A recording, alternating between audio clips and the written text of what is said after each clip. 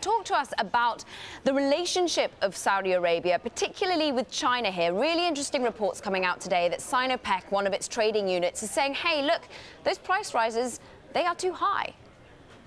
Right. I think what's interesting here, and we've seen it 2 months in a row now, where historically the Saudis would always be, like going back a number of years in history, the Saudis would be a very large provider of crude exports to China. Now, what you've seen is several years ago, 2011, 2010, 2012, the Saudis would own about 20, 21, 22% of total Chinese market share. That's now dwindled down to about 11, 12%. And the reason why is because Russia's really muscled its way into China in a really big size. You've seen China take a lot of barrels from the U.S. as well, 350, 400,000 barrels a day now. So when you look at these refiners from China, you now do have broader options than previously was the case.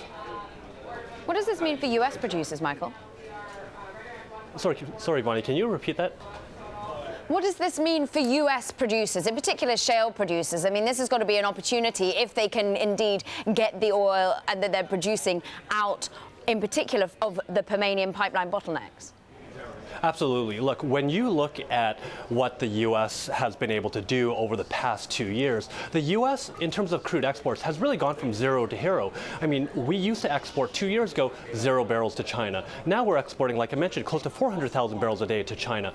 U.S. crude exports are completely changing the game in terms of how we think about global trade and competition. The past 2 weeks, what we've seen is 2.3, 2.4 million barrels a day of crude exports. Last week, we saw 2.1 million barrels a day. These are historic highs. We've never seen these numbers before. We ultimately think that you can get up to about 3.2 million barrels a day of exports today if the market really needed that.